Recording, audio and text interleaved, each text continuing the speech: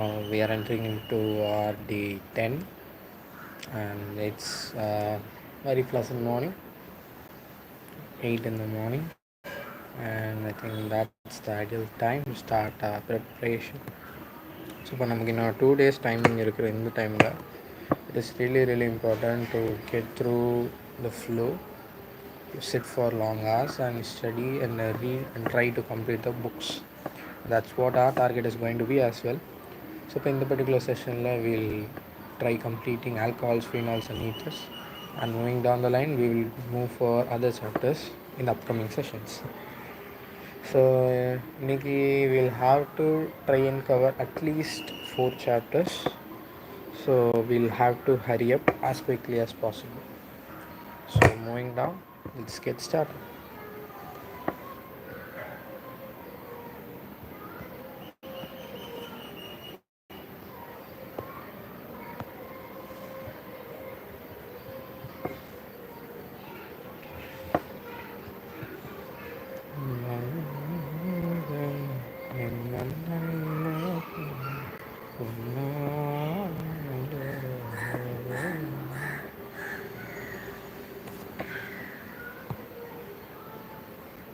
Yeah, there you go.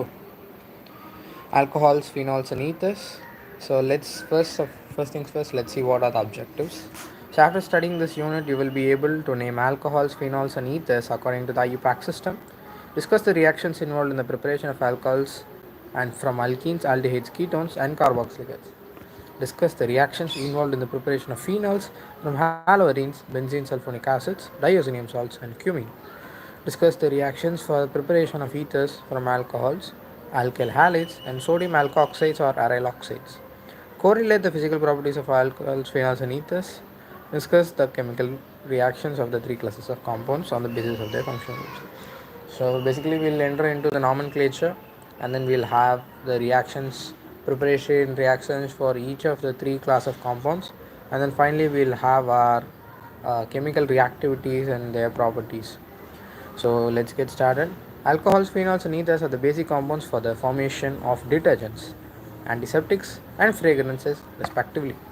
So alcohols are, it seems like they've been used in the formation of detergents, phenols in case of antiseptics, and ethers in case of fragrances. So these are the common term usages of these particular compounds. So let's get started with the reading. We have learned that the substitution of one or more hydrogen atoms from a hydrocarbon by another atom or a group of atoms results in the formation of an entirely new compound having altogether different properties and applications. Alcohols and phenols are formed when a hydrogen atom in a hydrocarbon aliphatic, aromatic or aliphatic respectively is replaced by a hydroxyl group. The classes of compounds find wide applications in industry as well as in day-to-day life. For instance, have you ever noticed that ordinary spirit used for polishing wooden furniture is chiefly a compound containing hydroxyl group, ethanol? So basically, the spirit that will be used for polishing wooden appliances, applications, or whatever it is, that's basically containing ethanol. So that's the chief component of that particular product that we use.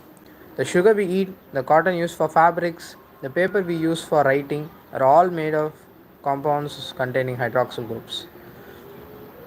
Such thing, okay. Just think of life without paper, no notebooks, books, newspapers, currency notes, checks, certificates, etc. The magazines carrying beautiful photographs and interesting stories would disappear from our life. It would have been really a different world. An alcohol contains one or more hydroxyl groups directly attached to the carbon atoms of an aliphatic system, while a phenol contains hydroxyl groups directly attached to the carbon atoms of an aromatic system. The substitution of a hydrogen atom in a hydrocarbon by an alkoxy or aryl oxy group yields another class of compounds known as ethers. So basically, ethers அப்படின்றது the substitution of hydrogen atom in a alkoxy or aryl oxy compounds. இதுதான் வந்துட்டு it will give me an ether. For example, dimethyl ether, you may visualize ethers as compounds formed by substituting the hydrogen atom of a hydroxyl group of an alcohol or by a phenol of an alkyl or an aryl group. But in this unit, we shall discuss the chemistry of 3 classes of compounds, namely alcohols, phenols, and ethers. So, classification. Let's see certain classifications. The classification of compounds make their study systematic and hence simpler. Therefore, let us first learn how are alcohols, phenols, and ethers classified as mono, di, tri, or polyhydric alcohols. Alcohols and phenols may be classified as mono, di, tri, or polyhydric depending upon whether they contain one, two, or more many hydroxyl groups respectively in their structures.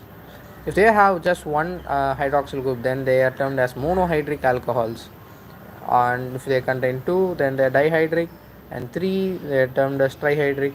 So monohydric alcohols may be further classified as according to the hybridization of the carbon atom to which the hydroxyl group is attached. அதாவது hydroxyl group வந்து எந்த carbon atom attach பண்ணியிருக்குன்ற பேசிஸில் கூட we can have the hybrid type of classification for monohydric alcohols alone. The compounds containing sp3 carbon hydroxyl bond. In this class of alcohols, the hydroxyl group is attached to the sp3 hybridized carbon atom of an alkyl group. They are further classified as primary, secondary, and tertiary alcohols. In these three types, the hydroxyl group is attached to the primary, secondary, and tertiary carbon atom respectively as depicted below. So as you can see, this is a primary alcohol, secondary alcohol, where the alcohol hydroxyl group is attached to a secondary carbon, and a tertiary alcohol is the one in which the hydroxyl group is attached to a carbon or tertiary carbon. Moving down, we have allylic alcohols in which basically the hydroxyl group is attached to a carbon, sp3 carbon, whose adjacent carbon is going to have a carbon-carbon double bond. That's what we call as an allylic carbon. As you can see in this particular case, the sp3 hybridized carbon is basically attached to a sp2 hybridized carbon, and similarly in this case as well, we are having a secondary allylic alcohol, and in this case we are having a tertiary allylic alcohol. Moving down, we have a class of compounds called benzylic alcohols, in which basically the sp3 hybridized carbon atom is next to an aromatic ring. So let's see for an example. This is basically toluene, in which we have one hydroxyl group replaced by one hydride group replaced by hydroxyl group, and in the same derivative we can have secondary or tertiary respectively. So allylic and benzylic may be primary, secondary, or tertiary. So now that we have seen what are the compounds that has a bond between the sp3 hybridized carbon atom and hydroxyl group, then we will have to cover for sp2 hybridized carbon atom and hydroxyl group, and these are only very few. These contain only a very few class of compounds, right? Compounds containing sp2 hybridized carbon and hydroxyl bond. Basically, the hydroxyl bond is bonded to a carbon which has a carbon-carbon double bond. So it can either be a vinylic carbon, or it can be an arylic carbon. So this is an example of a vinylic carbon. Yes, and which means that it's going to be called as an vinylic alcohol, and similarly the one which is going to be bonded with an arylic carbon will be termed as arylic alcohol. So phenols classified as, now we will have the classification in phenols. Phenols are classified as mono, di, tri, or polyhydric phenols depending upon the number of hydroxyl groups present in them. So this is a monohydric phenol, the general term of a phenol. This is actually the phenol, and this is a monohydric derivative. This is a dihydric phenol, and this is a trihydric phenol. So ethers are classified as simple or symmetrical if the alkyl or aryl groups attached to the oxygen atom are same. So basically this, let me give an example. As you can see in this particular case, okay, there's no space, just a minute. As you can see over here, CH3O, CH3, both the alkyl group attached to the oxygen atom are same, which means that this is going to be symmetrical in nature, and hence both it is called symmetrical. And similarly, if you can see this particular compound, this is an ether as well, but we have two different groups attached to the oxygen atom on the either sides, hence it is called unsymmetrical, and we have only these two kind of classifications. Also, we have been given with several other examples. Hope you have understood the crutch of what they have been given in this particular case. Now let's see the classification. Classify the following as primary, secondary, and tertiary alcohols. As you can see, this particular hydroxyl group is attached to a sp3 hybridized carbon, which which is attached to only one other hydrox alkyl group, which means that this is going to be a primary alcohol. This one is going to be primary alcohol, but vinylic, I mean allylic. And then this one is gonna be primary alcohol. This one is gonna be secondary alcohol, which is benzylic. And this one is gonna be uh, secondary alcohol, and this is not benzylic or arylic. And this one is gonna be a tertiary alcohol, which is attached at a allylic position. Moving down, identify allylic alcohols.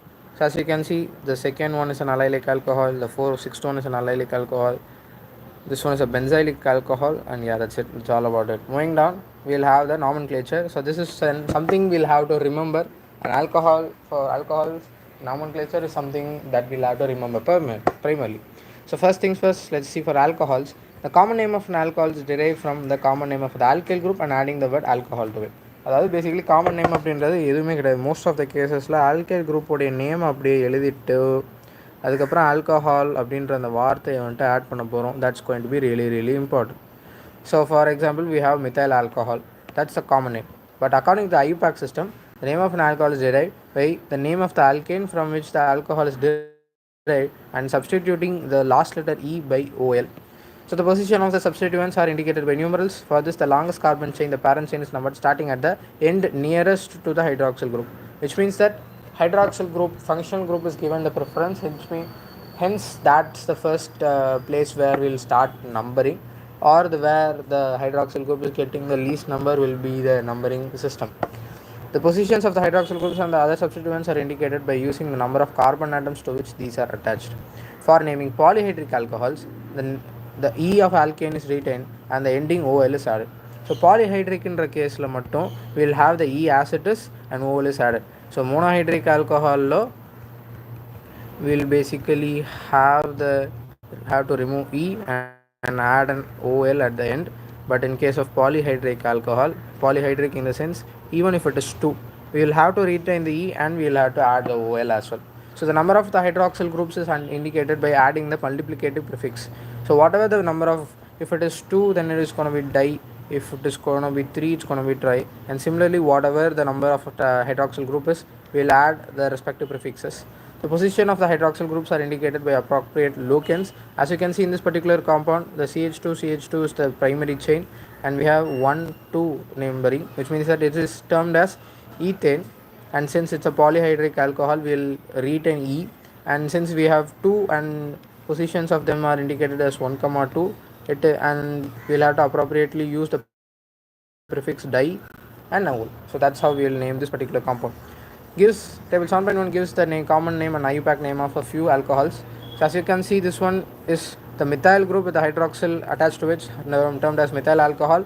But in general cases, but in IUPAC naming nomenclature, it's a methane with a hydroxyl group replacing it, which means that it is termed as methanol. And then we have CH3CH2 term, it's a propyl alcohol, N-propyl alcohol, and this is isopropyl alcohol, this is N-butyl alcohol, this is secondary butyl alcohol, and this is isobutyl alcohol. And similarly, we have this is tertiary butyl alcohol, and this is ethylene alcohol, because we have 2 carbon atoms in this particular chain, and this is glycerol. So glycerol is something we will have to remember. Glycerol or actual name is propane 1, propane, since it's a polyhydric alcohol, which we'll have to write an E, and we'll have to write 1, 2, 3 triol, right? So let's see the IUPAC name of these particular guys as well.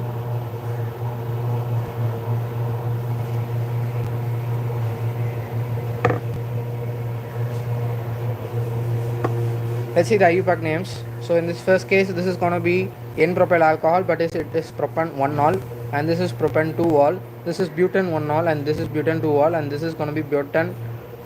It's going to be 2-methyl propan 1-ol, and this is going to be ethane 2,2. Ethane 1,1 dimethyl. Okay, it's going to be 2-methyl propan 2-ol. That's it. That's all about it. So we'll consider this to be the longest chain, right? and then this is going to be ethane 1, 2 diol, and this one is propane 1, 2, 3 triol. So cyclic alcohols are named using the prefix cyclo and considering the hydroxyl group attached to the carbon 1.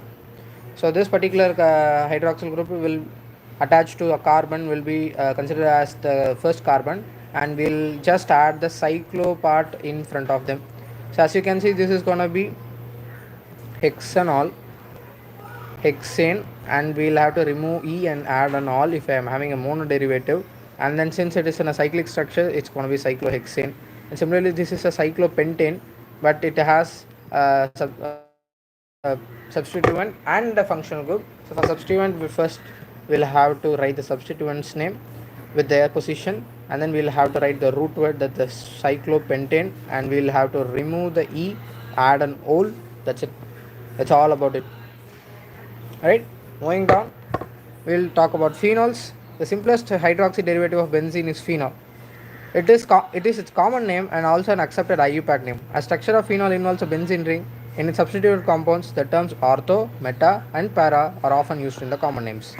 So as you can see, the common name and the IUPAC name for this particular derivative of benzene, where we have replaced one hydrogen with hydroxy group, is termed as phenol.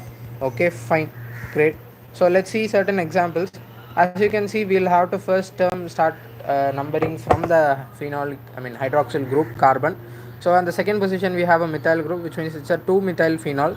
And in actual, in common terms, common names ஞாபகம் வச்சுக்கிறது ரொம்ப ரொம்ப முக்கியம். It is termed as cresol.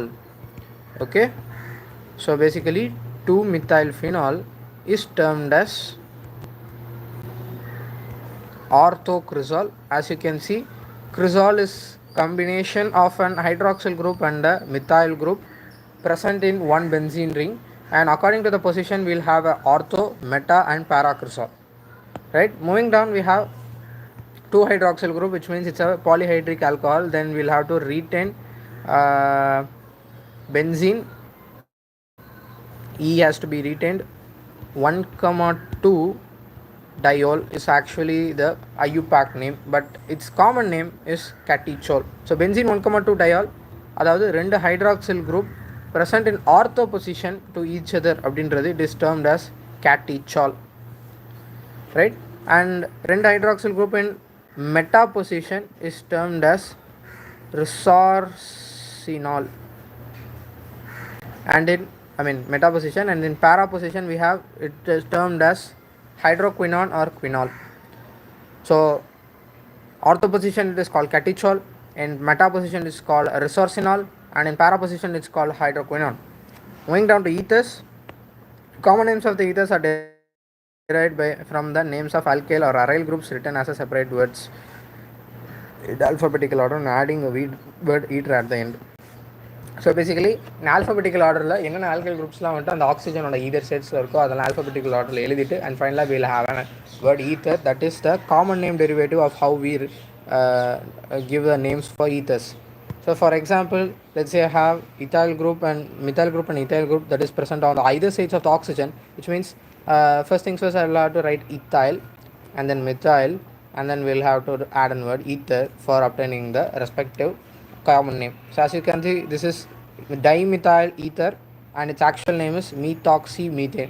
So we will consider the one with the highest number of carbons to be the parent chain, and with respect to that we will write the remaining part.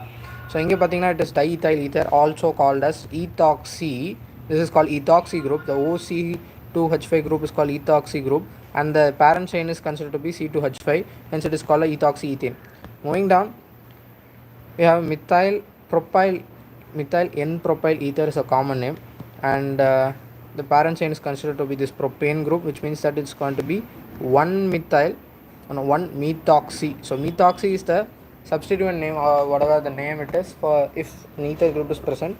So 1-methoxy propane, and then we have a phenyl group and then a methoxy group, which means that it's a methyl phenyl ether, also called as anisole. So as you can see, this is anisole. Let me just draw the structure over here. Anisole அப்படின்றது this. So toluene la basically we will have a oxygen present in between the phenyl group, the benzene group and the methyl group. That's what we call as anisole. So anisole அப்படின்றது is actually termed as methoxybenzene, right? So moving down, we have a benzene with an ethoxy group. So it's actually ethyl phenyl ether, also called as phenitol.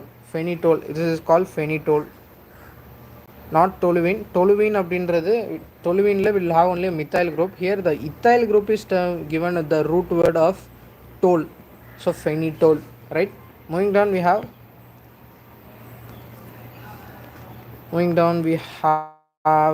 benzene ring, oxygen,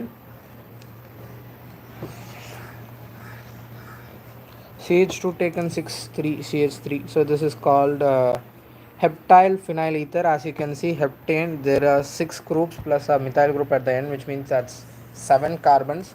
So it's a heptyl phenyl ether, but its actual term is 1 phenoxyheptane.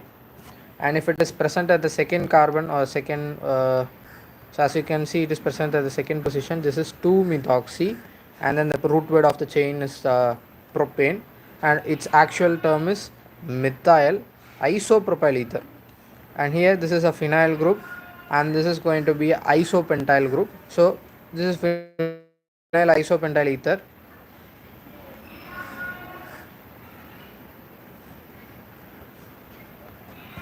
but I don't think they've used alphabetical order over here.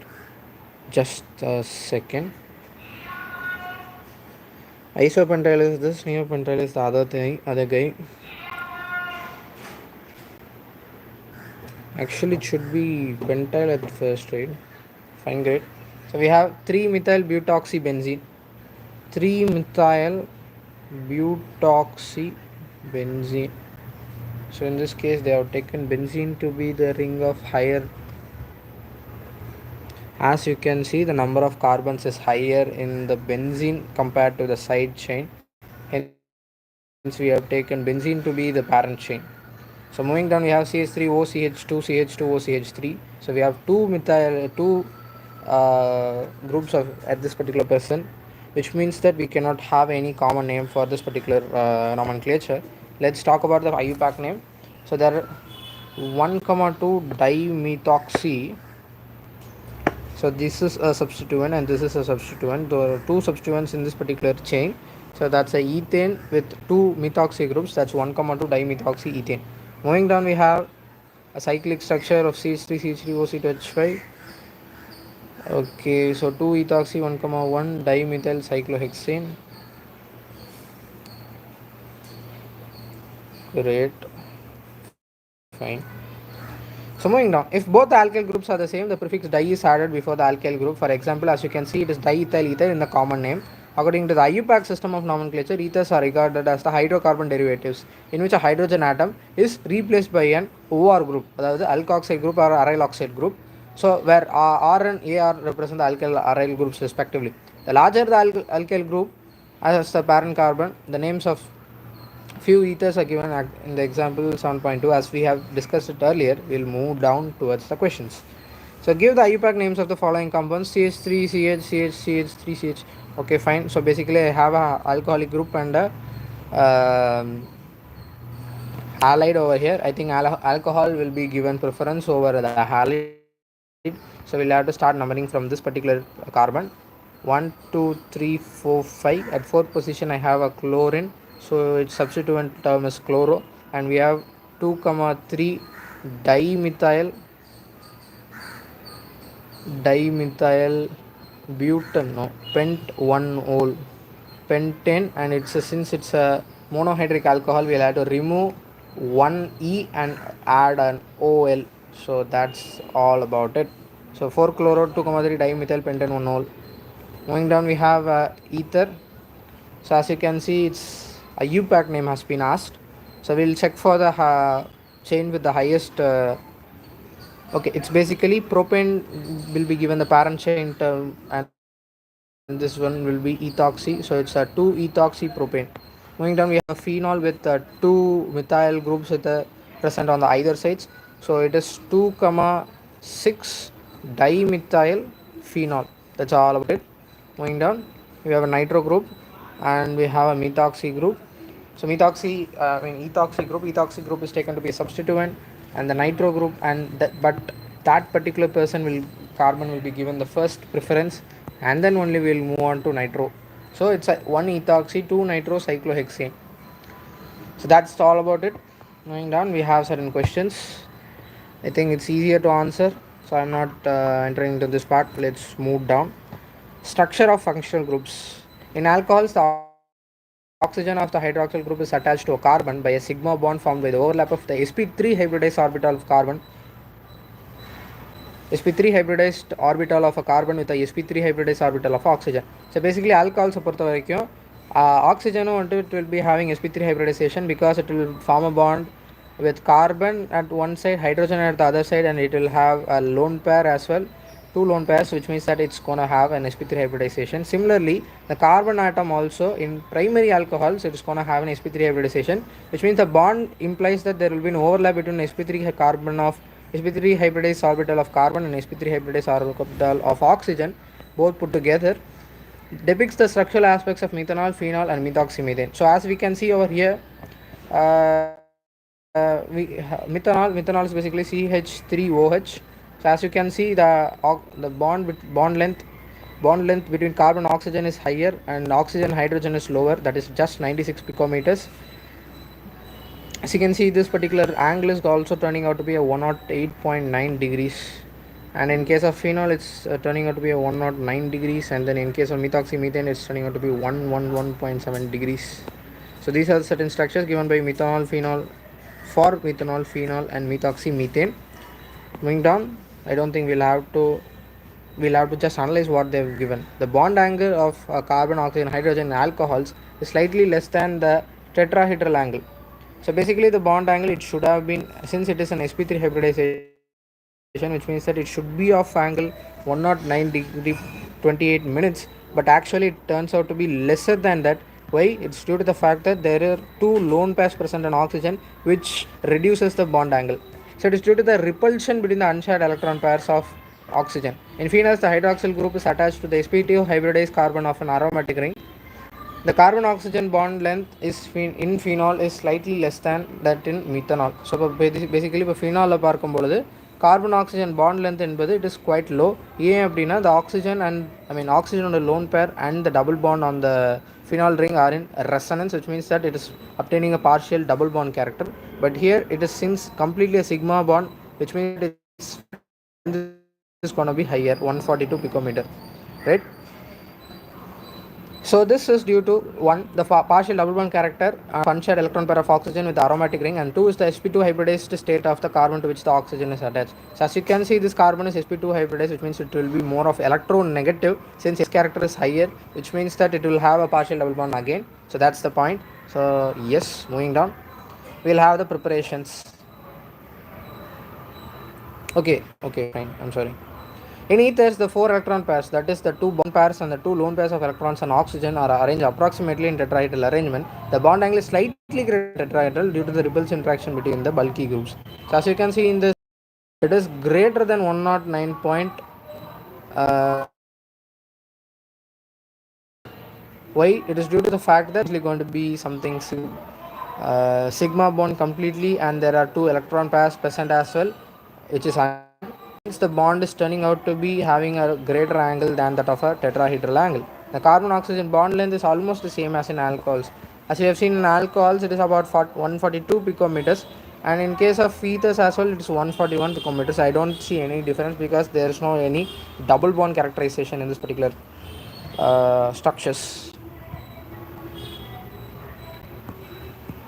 Moving down, we have alcohols and phenols. Preparation of alcohols. Alcohols are prepared by the following methods.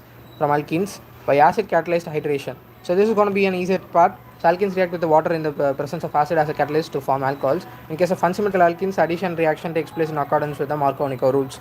So as you can see in this particular case, there is an alkene. Upon hydration in presence of acidic medium, I am obtaining the addition of this particular H2O.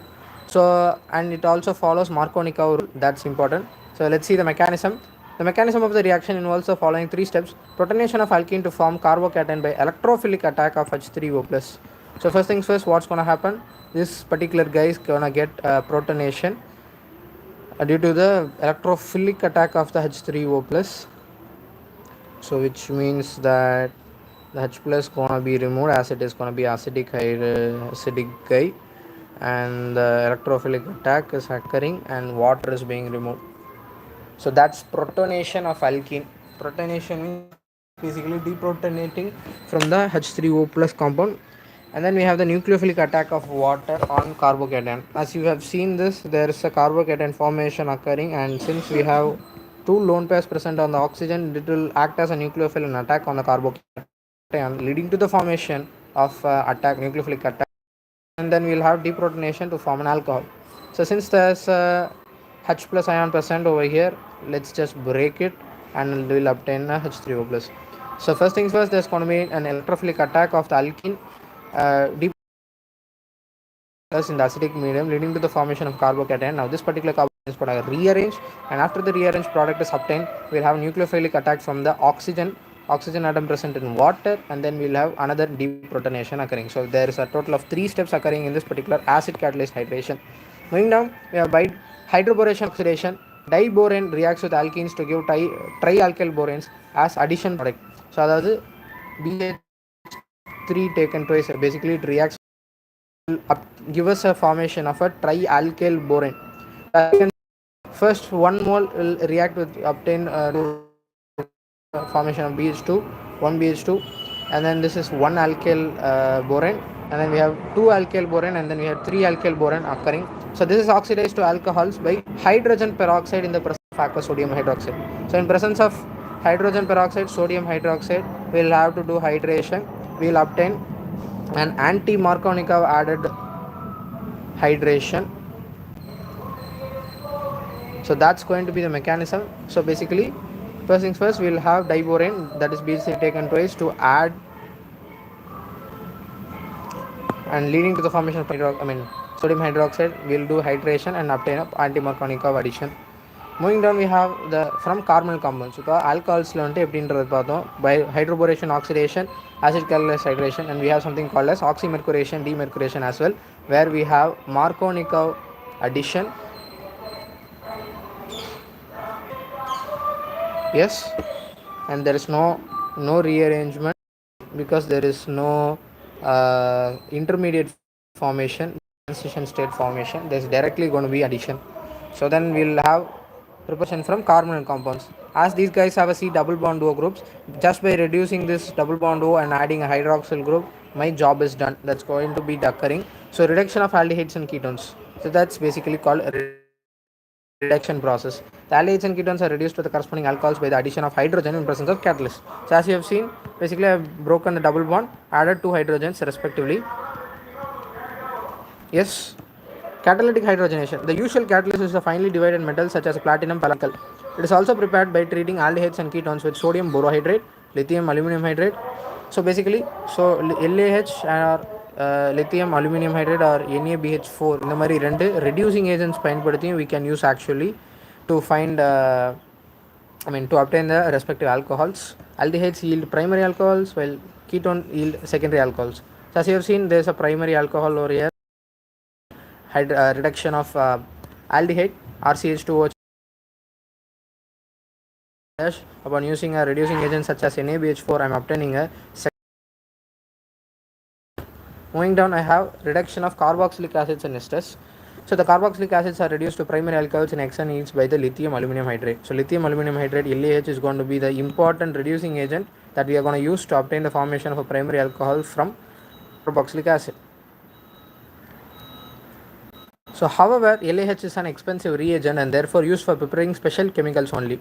Commercially, acids are reduced to alcohols by converting them to esters followed by their reduction. So now we are talking about the commercial production of how we are obtaining alcohols. So basically, we will have esters. Esters are basically RCOOR dash kind of compounds.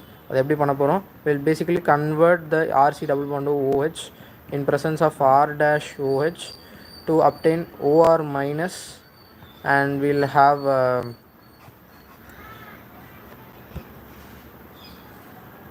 so basically this particular hydroxyl, no, I think it should be R plus OH minus and this OH minus will act as an acid, and it will remove, base, and it will deprotonate the acidic hydrogen that is at bonded to the oxygen, leading to the formation of RC double bond OR dash type of a compound. Now that's what we call as an particular combination. It will be easier to presence of reduction in presence of a catalyst, leading to the formation of alcohol. Okay, so commercially acids are reduced alcohol, converting them to esters, followed by the reduction using hydrogen in presence of a catalyst to all this catalytic hydrogenation. Now we are entering into one important class of preparation, that is from Grignard reagents. Alcohols are produced by the reaction of Grignard reagents with aldehydes and ketones. So the first step of the reaction is nucleophilic addition. So basically we'll have an aldehyde or a ketone, whatever the carbonyl compound is. We will have a Grignard reagent where the alkyl group will have a partial negative charge. Now that carbon present on this C double bond O will have a slight partial positive charge. Now there will be an attack of a nucleophile over this particular carbon, and this particular oxygen bond is removed, and leading to the formation of an adduct. As you can see, the adduct is having a negative charge on the oxygen, and there's an ionic bond formed between the magnesium and oxygen. So hydrolysis of the adduct. So next one to O, then which means that the MgX part will be removed, and we will obtain a OH, so which will obtain the formation of a MgOH and X bonded to the magnesium hydroxyl group, and the alkyl group bonded to the magnesium simultaneously. The overall reactions using different aldehydes and ketones are as follows. So this is formaldehyde. Formaldehyde oda first RMGX use பண்ணும்போது there will be a nucleophilic attack of the Grignard reagent, leading to the formation of an adduct of RCH2OMGX, O minus MGX, and upon using hydrolysis I am obtaining RCH2OH. Similarly, I have a primary aldehyde with alkyl group on one side. Then upon doing upon reaction with Grignard reagent and hydrolysis, I am obtaining a secondary alcohol from Grignard reagent, and from ketone I am obtaining a tertiary alcohol from the Grignard reagent. So you will notice that the reaction is the primary alcohol methanol, that is formaldehyde, secondary alcohol with other aldehydes, and tertiary alcohols with ketones. So now that we have seen the preparation of alcohols, we'll see certain examples. So give the structures and IUPAC name of the product expected. Reaction of butanol. So butanol is this. So 1, 2, 4 C double bond OH. So basically I'm doing catalytic reduction. Catalytic reduction leads to the formation of 1, 2. Basically this oxygen bond is broken, carbon oxygen bond is broken in yes 1, 2, 3, 4, that is butane 1-ol. Hydration of propene 1, 2. I'm doing hydration in presence of dilute sulfuric acid. Hydration H2O in presence of H plus leads to the formation of propane 2-ol. That's it. Next reaction of propanone 1, 2 propanone with methyl magnesium formation of yes. So it's gonna be actually propane 2 methyl propane 2-ol. Yes. Moving down, we'll see certain preparation of phenols. Phenol, also known as carbolic acid, was first isolated in the early 19th century. So basically it is termed as carbolic acid. Remember, phenol as carbolic acid, also known as carbolic acid. So certain terminologies are supposed to be learnt. In the early 19th century from the coal tar. So it is obtained from coal tar. Nowadays phenol is commercially produced synthetically. In the laboratory, phenols are prepared by the benzene derivatives. So basically if I have a benzene derivative, I can easily obtain from formation of phenol. Let's see from haloarenes. So as you can see, chlorobenzene is fused with sodium hydroxide at 623 Kelvin and 300 atmosphere. It is really important for knowing the conditions as well. I am using benzene, that is basic medium at 200 degree, it's actually 400 degrees Celsius, that is 623 Kelvin, and at very high pressures, about 300 atmospheres, and I'm obtaining the formation of O minus Na plus, and upon using the appropriate acids, I'm basically obtaining HCOH of the addition. So basically என்ன நடக்குது அப்படின்னா O minus attack நடக்குது, and then we have Na plus formation. Okay, and then we will use acidic medium to obtain H plus, and this particular H plus will attack oxygen, and there will be a acid base kind of a reaction leading to the formation of phenol. So this is preparation. Moving down from benzene sulfonic acid. So benzene sulfonic acid, அதாவது benzene is sulfonated with oleum. Oleum பயன்படுத்தி will sulfonate, and then we'll use the same sodium hydroxide, and in an acidic medium we'll obtain the hydroxyl group. Same kind of reaction. The acidification of sodium gives phenol. Next we have benzene from diazonium salts. A diazonium salt is formed by treating an aromatic primary amine with nitrous acid. So அதாவது ஒரு aromatic primary amine basically, like for example I have a aniline, it's a primary amine which is aromatic as well. I will use sodium nitrate and HCl, that is commonly called as nitrous acid. So in the nitrous acid reaction at very low temperatures, that is about 273 to 278 Kelvin, I am obtaining benzene diazonium salt. So upon with water or treating with dilute acids, I am going to obtain phenol. Okay. Next from cumin. This is something to be remembered. This is not that we really see regularly in all chapters. So from cumin, phenol is manufactured from the hydrocarbon cumin. Cumin is called isopropyl benzene. So this is basically cumin. Isopropyl benzene is oxidized in the presence of air to cumin hydroperoxide. So basically we will oxidize in presence of air to form cumin hydroperoxide. Yes. It's converted to phenol and by treating it with dilute acetic acid. Okay, fine. Acetone, a byproduct of this reaction, is also obtained in large quantities by this method. So basically in the method I am adding acetone as well. It's really important to note this down. CH3C double bond O CH3, right? So acetone also it is obtained on a very larger scale, and apart from that the actual product that we are expecting, that is phenol, is obtained. So basically I have isopropyl benzene. Upon oxidation in air I am obtaining cumin hydroperoxide, and then upon acid catalysis hydration I am obtaining the required phenol and acetone respectively. Okay, fine. Moving down, we have certain questions to be answered.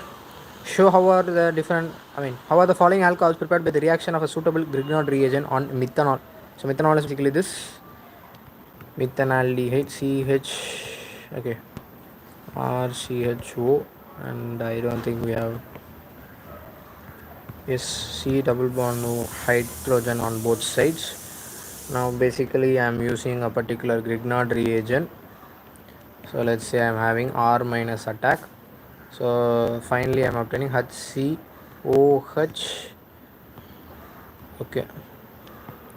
So that's basically CH2R. Removing the CH2R, whatever the CH2H, the remaining part of alkyl group is going to be R. So in this particular case, this is going to be the isopropyl group is going to be the alkyl group that's going to be present in that particular Grignard reagent. And in this case it's going to be a cyclohexane that's being attached with the magnesium halide. Next, write the structures of the products of the following reactions. So as you can see, basically I'm doing hydration in presence of acidic medium. So meaning it's going to be a Markovnikov addition, and then here I'm using a I'm using a reducing agent. So reducing agent actually reduces ketonic part to alcohol, but it cannot reduce any anhydride or ester type of part to any other time. Then I'm using C double bond OH. Yeah, that's obtaining alcohol. Now that we have seen certain important preparatory reactions, now we'll enter into. So alcohols and phenols consist of two parts, an alkyl group or an aryl group and a hydroxyl group. The properties of the alcohols and phenols are chiefly due to the hydroxyl group. The nature of the alkyl and aryl group simply modify these properties. So let's first see about boiling points. The boiling point of alcohols and phenols increase with the increase in number of carbon atoms, increase in van der Waals forces. In alcohols, the boiling point decreases with increase in branching in carbon chain because of decrease in van der Waals forces. So basically it is going to depend upon the number of carbon atoms and how much the branching you are obtaining in this particular hydrocarbons. The hydroxyl group in alcohols and phenols is in the intermolecular hydrogen bonding as shown. So basically, as you can see, the oxygen hydrogen bond is going to be highly polarized, and oxygen being electronegative, there will definitely be a presence of hydrogen bonding which means that this particular hydrogen bond will lead to the formation of a higher intermolecular interaction. So it is interesting to note that the boiling point of alcohols and phenols are higher in comparison to other classes of compounds, namely hydrocarbons, ethers, haloalkenes, haloarenes. So if I'm talking about boiling points, alcohols is gonna have more boiling point, only boiling point. I'm talking only about boiling point. It's gonna be more than that of ethers, and then we have haloarenes, haloalkenes, and then alkanes or whatever, and finally we have the respective hydrocarbon. Why? It is due to the presence of a hydrogen bonding. For example, ethanol and propane have comparable molecular masses, but their boiling points differ widely. The boiling point of methoxymethane is intermediate between the two boiling points. Okay, fine. So as you can see, ethanol, methoxymethane, and propane. So they have a similar molecular mass, about 44, 46 in that particular range.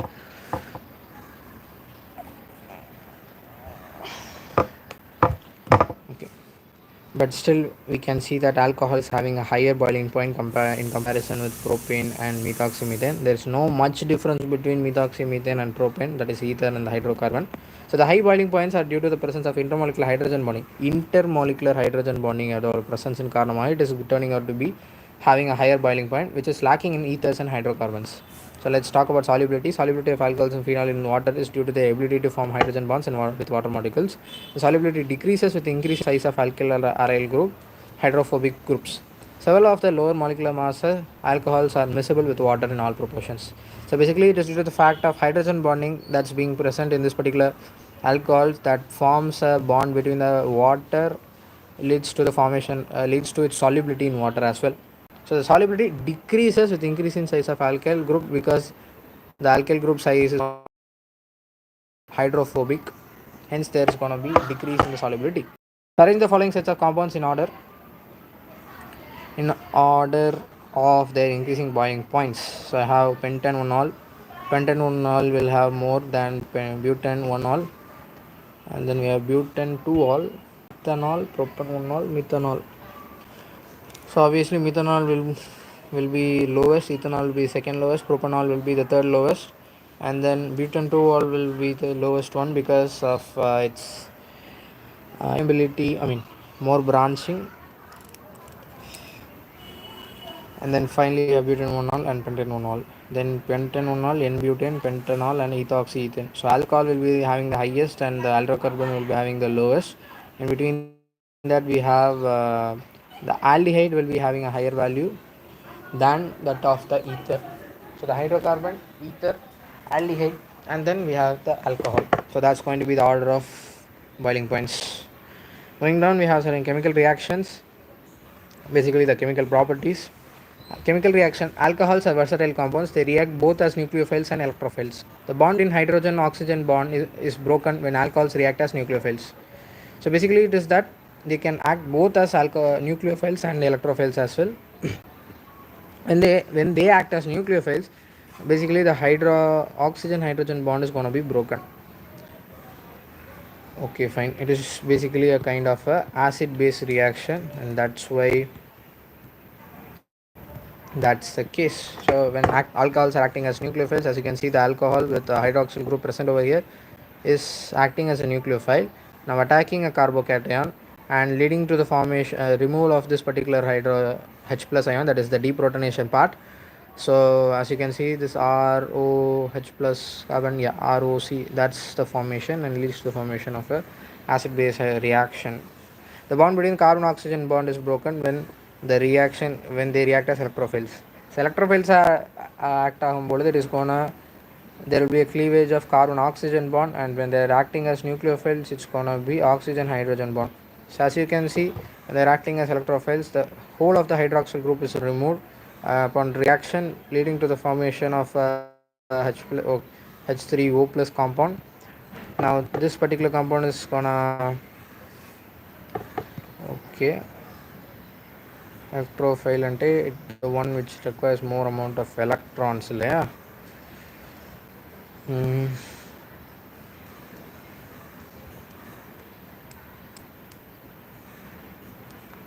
Okay,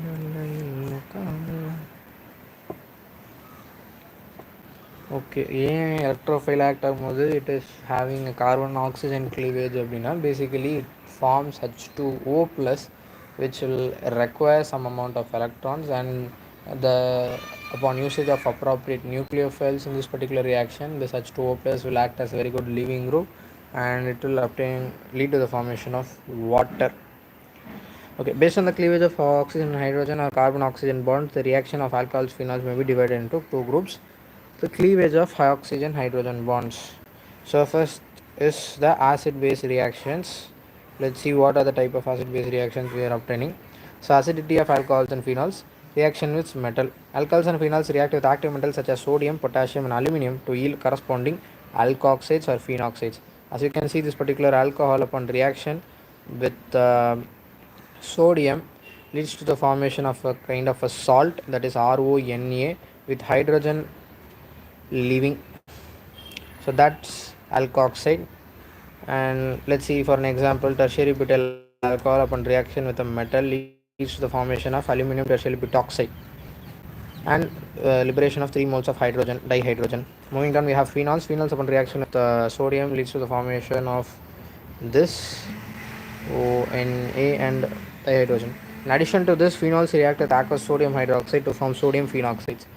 So sodium hydroxide order reaction நடக்கும்போது basically the OH part will deprotonate the hydrogen that is present along with oxygen, leads to the formation of a kind of a salt, that is sodium phenoxide. So this is sodium phenoxide, this is sodium phenoxide. The above reactions show that the alcohols and phenols are acidic in nature. In fact, alcohols and phenols are Bronsted acids, that means they can donate a proton. So Bronsted acid another, they can basically donate a proton.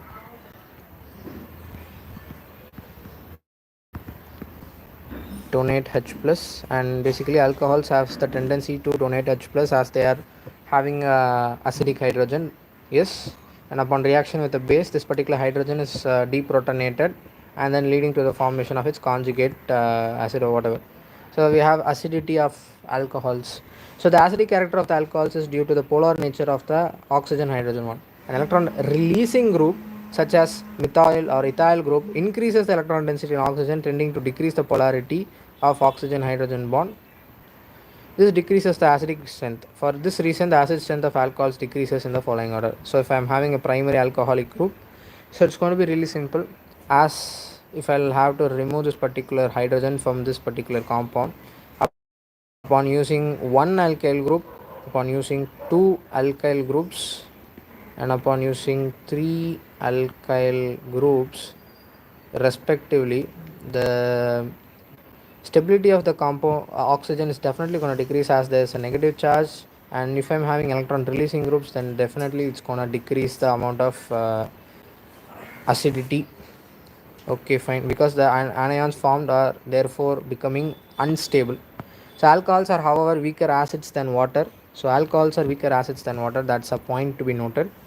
This can be illustrated by the reaction. As you can see, an alcohol OR minus, and if I have water upon acting as an acid, leads to the formation of ROH, and OH minus turns out to be the conjugate base. This reaction shows that water is a better proton donor, that is the stronger acid than alcohol.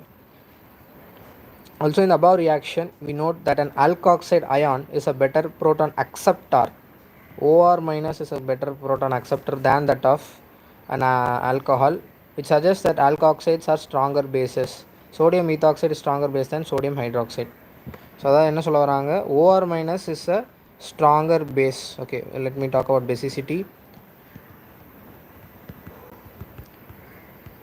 OR minus will have a better basic nature than that of hydroxyl group, and similarly because it's a very good proton acceptor, and similarly OR minus, I mean alkoxide ion, that is, so yeah, correct only, OR minus is going to be a better proton donor, it seems. Alkoxide ion is a proton acceptor, and water is a proton donor than alcohol. So alcohols act as Bronsted bases as well. It is due to the presence of unshared pair of electrons and oxygen which makes them proton acceptors. Sometimes they can act as Bronsted bases in which they can accept a H plus ion depending upon the reaction conditions. So acidity of phenols, the reactions of phenol with metals such as sodium, aluminum, sodium hydroxide indicate its acidic nature.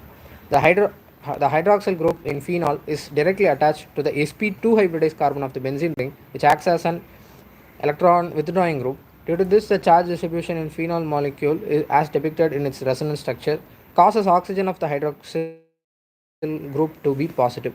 So basically என்ன நடக்குது அப்படின்னா இந்த phenol molecule resonance structure we can obtain the formation of positive charge on this particular hydroxyl group oxygen.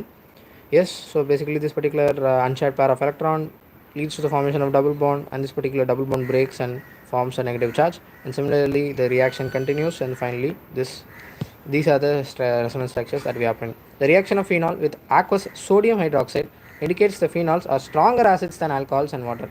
So if I am talking about acidic strength, phenols are better acids, phenols, than water. Why water? It's due to its reactive conditions, and then we have acid, alcohols. So why what is a better acid? Okay, fine. Let us examine how a compound in which the hydroxyl group attached to an aromatic ring is more acidic than one in which the hydroxyl group is attached to an alkyl group. So as you can see, there is a resonance structure obtained in this particular compound class of compounds. So if it is attached to a benzene ring, the benzene ring acting as a electron withdrawing group will basically stabilize this particular O minus ion. So due to the higher electronegativity of sp2 hybridized carbon of phenol to which the hydroxyl group is attached, electron density decreases on oxygen. This increases the polarity of the oxygen hydrogen bond and results in an increase in the ionization of phenols than that of alcohols. So if it is increasing more in ionization, then which means that it's going to be a better acid. Yes. Now let us examine the stabilities of alkoxide and phenoxide ions. In alkoxide ions, the negative charge is localized on oxygen, while in phenoxide, the charge is delocalized.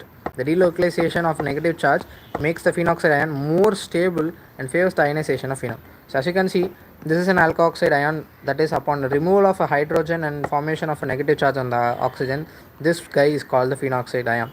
And upon obtaining the resonance structures for this particular compound, I am obtaining more resonance structures, which means that it's gonna be more stabler. Yes, due to the delocalization. So although there is also charge delocalization in phenol, its resonance structures have charge separation, due to which the phenol molecule is less stable than phenoxide ion.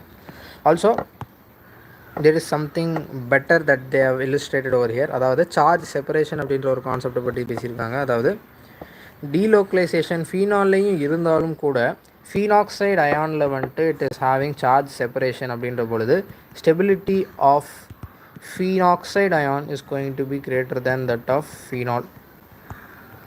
Yes. So going down, in substituted phenols, the presence of electron withdrawing groups such as nitro group enhances the acidic strength. So as you can see, the negative charge present on oxygen, if it is removed, that is if it is withdrawn by certain groups, then obviously it is going to be stabilized.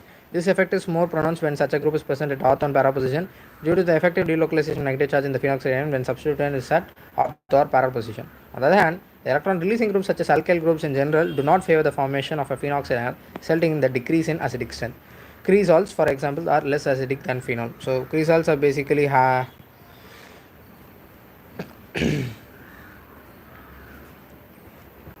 basically hydroxyl group with methyl on the ortho position. Now these are electron releasing groups. So if I am trying to form a phenoxide ion, this electron releasing group is basically destabilizing this particular phenoxide ion, which means that it is having lesser acidic strength than that of a phenol, normal phenol or a phenoxide ion, whatever. So let's talk about pK values of certain phenols and ethanol. As we have been given orthonitrophenol, meta and paranitrophenol. So paranitrophenol, okay, orthonitrophenol is having a higher pK value, and paranitrophenol we are having a lesser pK value than that of metanitrophenol. It is having more pK value. More the pK value, lesser is the acidic strength, which means that para product has more acidic strength that on ortho than that of meta. Phenol is obviously it is going to be lesser than all of these compounds. And then we will talk about orthocresol. In metacresol, I think it's going to be having metacresol than that of ortho and para both are going to be the same values, and all from all these ethanol will be the least one because it is having the highest pKa value. From the above data you will note that the phenol is million times more acidic than ethanol. Arrange the following compounds in increasing order of their acidic strength. Propan 1-ol 2,4,6 trinitrophenol 3 nitrophenol 3,5 nitro dinitrophenol phenol 4 methylphenol. So basically alcohol is going to be the least one, then we'll talk about phenols. So wait a minute. Okay, they are asking about increasing order then. Okay, fine. And then we have trinitrophenol, which means that I'm having three electron withdrawing groups, which means that it's gonna stabilize my alkoxide ion. In a phenoxide ion in a more better way. So 3 nitrophenol, 3,5 dinitrophenol, 4 methyl phenol. Okay, whatever. So if I'm having electron releasing group, obviously it's going to be the least one, and then followed by the number of electron withdrawing groups. According to the number of electron withdrawing groups, I'll have the increasing order as 3 nitrophenol, 3,5 dinitrophenol, 2,4,6 trinitrophenol. Moving down, we have esterification. So basically oxygen hydrogen cleavage. அடுத்ததாக நம்ம பார்க்க போகிறது esterification. Alcohols and phenols react with carboxylic acids, acid chlorides, and acid anhydrides, leading to the formation of esters. So one class of reaction that we'll have to definitely remember is that alcohols or phenols, upon reaction with carboxylic acids, leading to the formation of or acid anhydrates, that is acid anhydrates to form esters. So it leads to the formation of esters. Yes. So as you can see, there's an alcohol and carboxylic acid. So in the particular reaction என்ன நடக்க போகுது அப்படின்னா, it will lead to the formation of OR minus H plus. ஏன் அப்படின்னா, okay, wait a minute.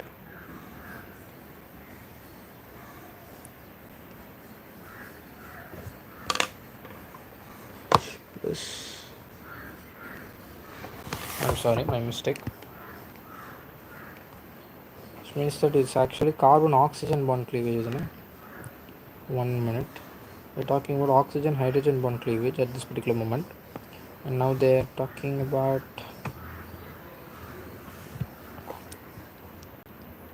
let's start basically.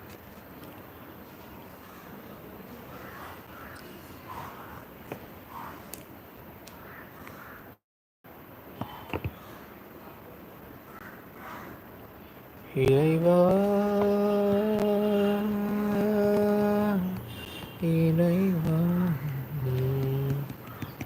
என் படையெங்கும் அன்றாட சூடாக வேண்டும் சக்தி கொடு.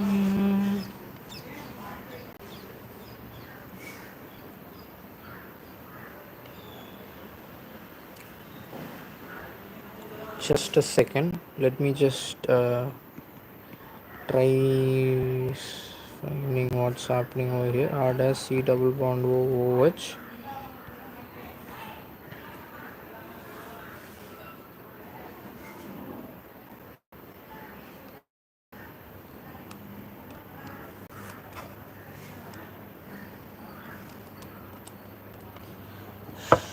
It's basically R plus OH minus, and this particular oxygen hydrogen bond is cleaved, leading to the formation of H plus. Now this guy is going to deprotonate, and this R plus is going to attack the will act as electrophile and will join hands with oxygen, leading to the formation of R C double bond O R dash or whatever, R dash C double bond O R.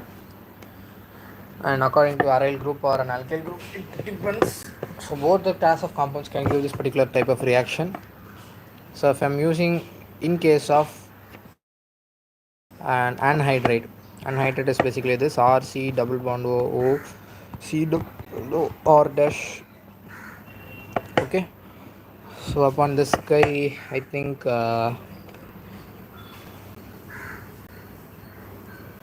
okay, in the reaction with carboxylic acid with acid anhydrate is carried out in the presence of small amount of concentrated sulfuric acid. The reaction is reversible and therefore water is removed as soon as it is formed.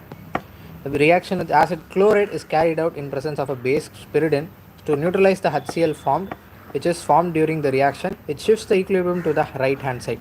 The introduction of acetal CH3C double bond O group in alcohols or phenols is known as acetylation.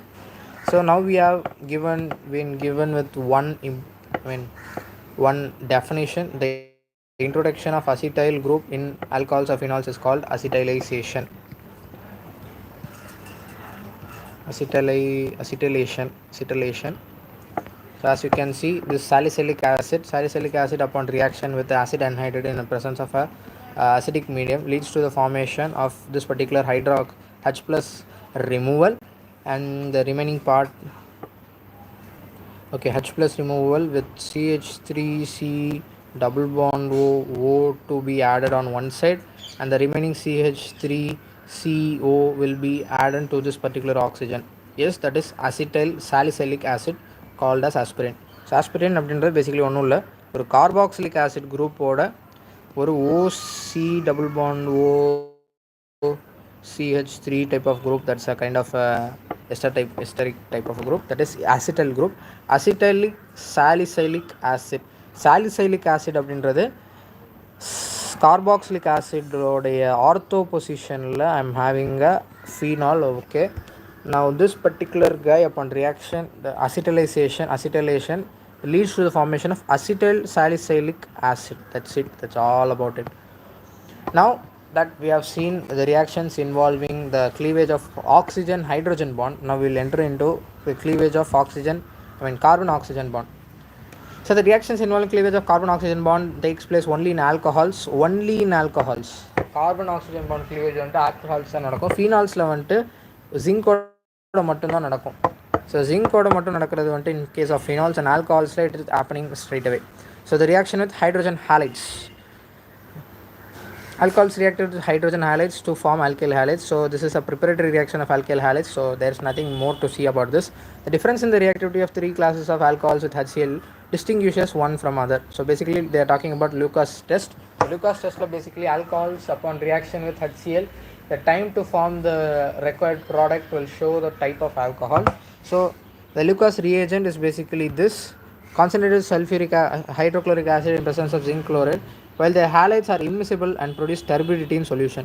Tertiary alcohols are going to produce immediate turbidity as they form the halides easily, and then primary alcohols do not produce turbidity. So now we will have a reaction with the phosphorus trihalides, as we have seen in alcohols, phenols and ethers itself upon reaction. So basically this is the case. 3 moles of alcohol taken upon reaction with PX3 leads to the formation of 3 moles of RX. So in this particular case I am obtaining H3PO3 formation, and in case of 1 mole of ROH reaction with PCl5 leads to the formation of RCl, where I have seen the carbon oxygen bond cleaved. So that's the reaction is phosphorus trihalides and pentahalides. Now we will have dehydration reactions.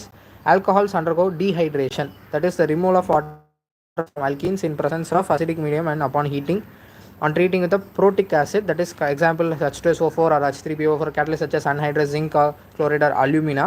So basically upon this dehydration and H plus and heat, I am going to obtain alkene.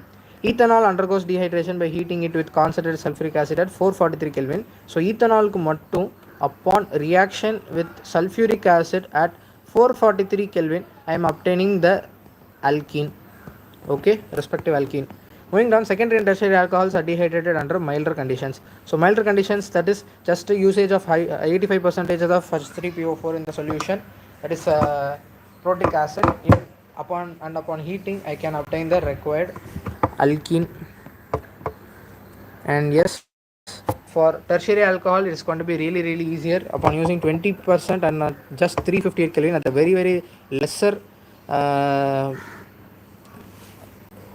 conditions, we can obtain the production of an alkene. So as you can see, the relative ease of dehydration is going to be tertiary greater than secondary greater than primary. Yes, the mechanism of dehydration of ethanol involves the following step. So basically what's going to happen, we'll have a protonated alcohol, edavadhu we'll have OH, the oxygen will act as a Bronsted base. Now will accept H plus, leads to the formation of H3O plus formation. It's protonated alcohol. Now the step 2, the formation of a carbocation. Now carbocation formation is the slowest step and the rate determining step of the reaction. So basically இதில் இந்த ஸ்டெப்பில் என்ன நடக்க போகுது அப்படின்னா, we'll have water to be removed and leading to the formation of a carbocation which will be rearranged, and after that we'll have the elimination of ethene by have the formation of ethene by elimination of a proton. So basically, since there's a carbocation and H plus can obtain and have a positive charge over it, so we'll obtain the formation of H plus and we'll finally have the ethene formation. So இதில் ஏன் டெர்ஷியரிக்கு அதிகமான is அப்படின்னா, the carbocation will be more stabilized in case of tertiary. So அதுதான், it is also the slow step, and that's why it is basically having a higher relative ease of dehydration. So the acid used in step 1 is released in step 3. அதாவது நம்ம எந்த ஆசிடை பயன்படுத்தி H plus attack நடந்து அது protonate பண்ணுதோ அந்த particular ஆசிடே வந்துட்டு it is removing. So to drive the equilibrium to right, ethene is removed as it is formed. So there is an equilibrium formed. So to remove the equilibrium, to make it move in the forward direction, we'll have to remove ethene as soon as it is formed.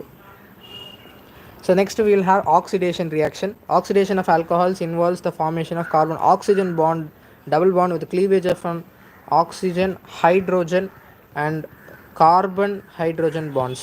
So basically oxidation of alcohols அப்படின்றது it leads to the formation of a involves the formation of a carbon oxygen double bond with the cleavage of an oxygen hydrogen and carbon oxygen double. ஆக்சிடேஷன்னா ஒன்றும் இல்லை, basically இப்படி இருந்த எண்ணெய் இப்படி convert பண்ணுறது அப்படின்றது தான் oxidation. Basically I'm forming a double bond with the removal of a hydrogen. So இதில் வந்துட்டு ஆக்சிஜன் ஹைட்ரோஜன் பாண்ட் கிளீவேஜும் கார்பன் ஹைட்ரோஜன் பாண்ட் கிளீவேஜ் ரெண்டுமே நடக்குது.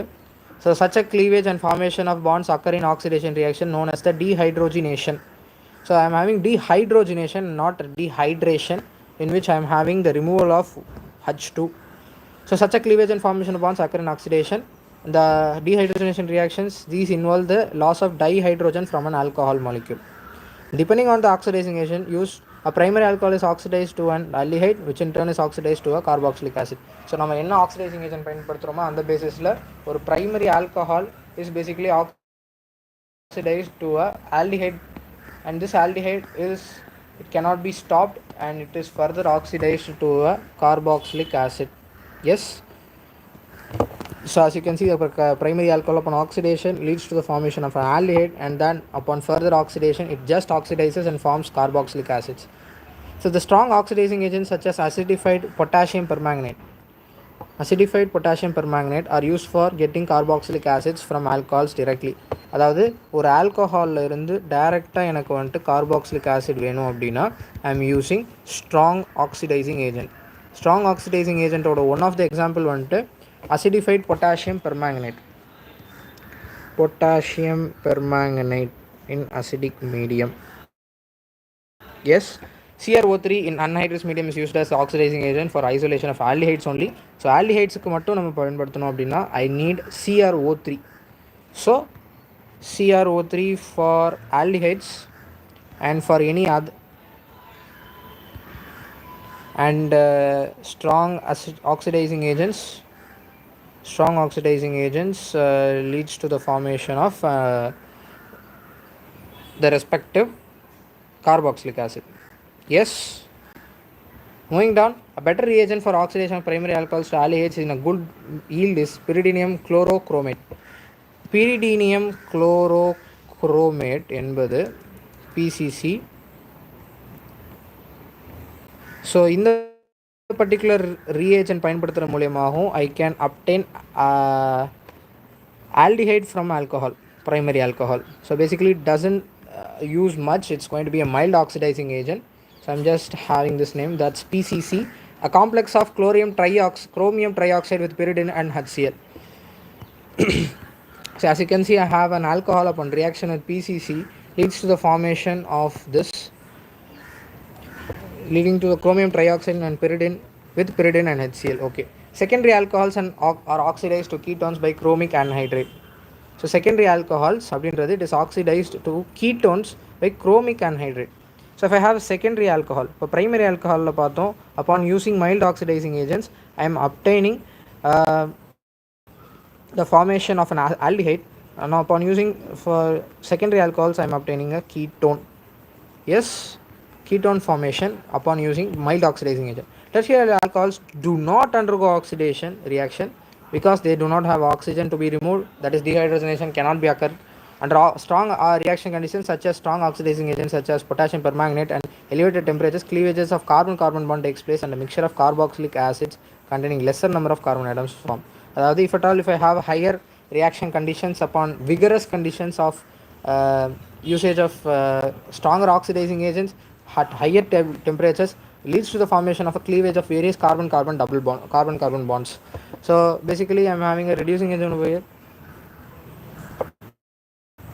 Okay, copper at 573 Kelvin, it's going to lead to the formation of RC double bond OH, and I'm using a secondary alcohol leads to the formation at copper. Usage of copper at 573 Kelvin leads to the formation of ketone, and this leads to the formation of an aldehyde. So here the copper is acting as an oxidizing agent, which means that it gets reduced, which means that it can obtain an electron. Is it so? Is that the case? Yes, that's the case. And in case of tertiary alcohols, tertiary copper will have lead to the formation of a dehydration. So this is going to be dehydration. Yes, and formation of stable alkene. That's going to be important. Stable alkene formation is occurred. So when the vapors of a primary or secondary alcohol are passed over heated copper at 573 Kelvin, dehydrogenation takes place at aldehyde or for ketone is formed with the tertiary alcohols undergo dehydration. So basically for tertiary alcohols, we'll obtain the dehydration to occur. Next, moving down, biological oxidation of methanol and ethanol in the body produces the corresponding aldehydes followed by the acid. At the times the alcoholizes by mistake drink ethanol mixed with methanol called denaturated alcohol. In the body, methanol is oxidized to first methanol aldehyde and ethane and then to methanoic acid, which may cause blindness and death. A methanol poison patient is treated by giving intravenous infusions of diluted ethanol. The enzyme responsible for oxidation of aldehydes to acid is swamped, allowing time for kidneys to excrete the methanol. அது basically என்ன நடக்குது அப்படின்னா, ஒரு ஆல்கஹாலை வந்துட்டு நம்ம பாடியிலே oxidation பண்ணணும் try பண்ணோம் அப்படின்னா பாடியில் there will be some kind of oxidation reactions occurring leading to the formation of corresponding carboxylic acids. So in the carboxylic acid அப்படின்றது it can form lot of like degrade our body itself. So in the particular case, if I'm having methane, it will basically methanaldehyde or whatever, methanol will convert it into methanaldehyde and then to methanoic acid. Now this particular thing will cause blindness in our body. So basically in the particular methanol poison ஆயிடுச்சு அப்படின்னா நம்ம வந்துட்டு will use diluted ethanol. Diluted ethanol ஏன் பயன்படுத்துகிறாங்க அப்படின்னா, the enzyme responsible for oxidation of aldehyde, that is HCHO to acid, is swamped, allowing time for kidneys to excrete methanol.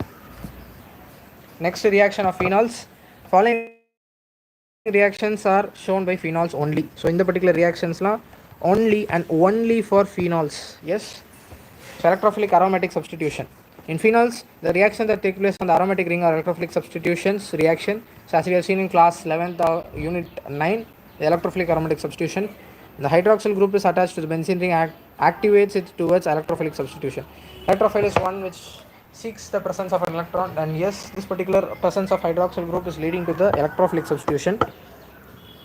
Also, it directs the incoming group to ortho and para positions in the ring as these positions become electron rich due to the resonance effect caused by the hydroxyl group. The resonance structures are shown under the acidity of phenols. So basically this is the resonance structures. Let me just draw it for you once. Now this forms a bond and leads to the formation of a negative charge and the oxygen, and this particular resonance structure.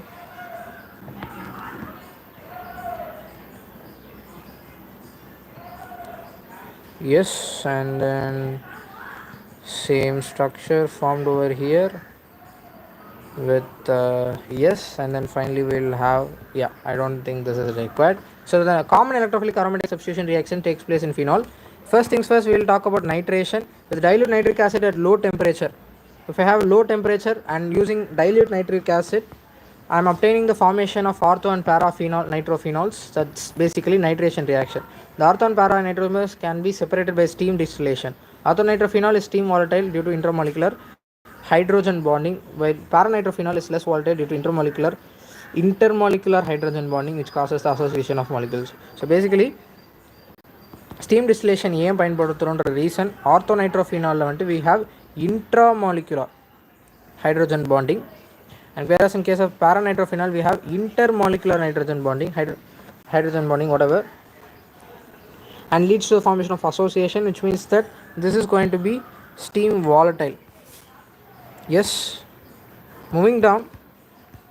So orthonitrophenol are having intramolecular hydrogen bonding, whereas in case of paranitrophenol there is association of molecules due to intermolecular hydrogen bonding.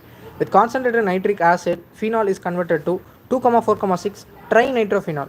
So in the case I have used a dilute nitric acid at lower temperature cases at about 298 Kelvin, that is about 25 degrees Celsius. So now if I am using concentrated nitric acid, I am going to obtain nitration at ortho, para, all the three ortho para positions. Nowadays picric acid, so இது பேர் picric acid னு சொல்லுவாங்க. Picric acid, yes, is prepared by treating phenol first with concentrated sulfuric acid, which converts it into phenol 2,4 disulfonic acid, and then with concentrated nitric acid to obtain 2,4,6 trinitrophenol. Can you write the equations of the reactions in all? Okay, picric acid is prepared by treating phenol, so basically this is phenol upon reaction with concentrated sulfuric acid, and it converts phenol 2,4, this is second position. Third, fourth position I have disulfonic acid, SO3H. So basically I have H2SO4 in which I have H plus and HSO4 minus.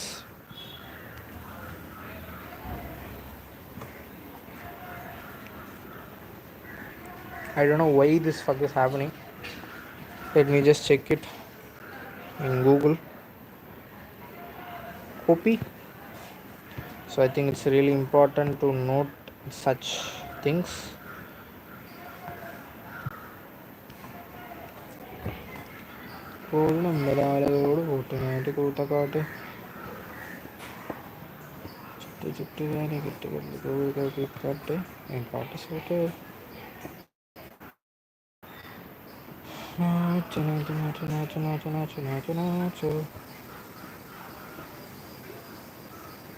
Okay, basically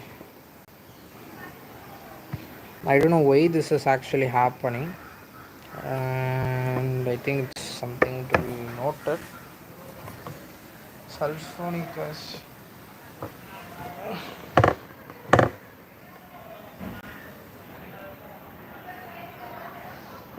Okay, fine, moving down.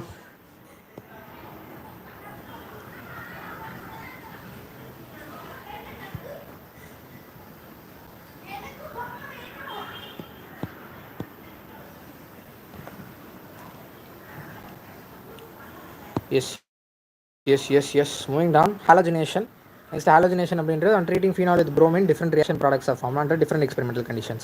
So when the reaction is carried out in solvents of low polarity, அதாவது non-polar solventsல such as CS2, CHCl3, இந்த மாதிரி reactions at lower temperaturesல I'm obtaining monobromopphenols. Monobromopphenols are obtained. So you can see phenols in non-polar solvents at bromination at lower temperatures leads to the formation of monobromophenols. The usual halogenation of benzene takes place in the presence of Lewis acid such as FeBr3, as we have seen in unit 6, that is called Friedel-Claus reaction, which polarizes the halogen molecule. In case of phenol, the polarization of bromine molecule takes place even in the absence of Lewis acid. So phenol, the polarization occurs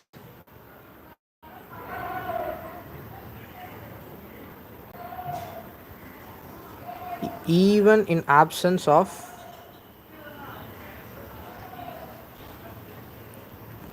Lewis acid. Yes, so it is due to the highly activating effect of hydroxyl group attached to the benzene ring. இதுக்கான காரணம் வந்துட்டு basically அந்த particular hydroxyl group உடைய activating nature அப்படின்றத சொல்ல வராங்க. So when phenol is treated with bromine water, 2,4,6 tribromophenol is formed as a white precipitate. So bromine water அதாவது பயன்படுத்தும் பொழுது I am obtaining the formation of a white precipitate of 2,4,6 tribromophenol. Now let's talk about the certain products. Mononitration of 3-methyl phenol. 3-methyl phenol mononitration அப்படின்றது it's going to be a para product. With respect to the phenol, dinitration of 3-methyl phenol. Dinitration. know what the heck is dinitration. Okay, it's actually forming the products at ortho and para positions and mononitration of phenyl methanolate. Ovate ethers, I think it's used as no. Esters we have ovate type of bonds.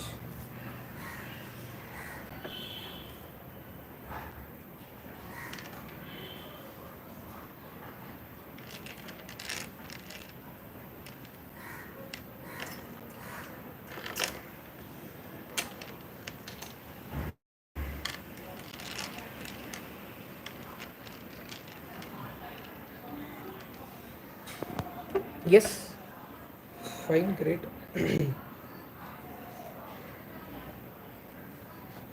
Next we have call-based reaction.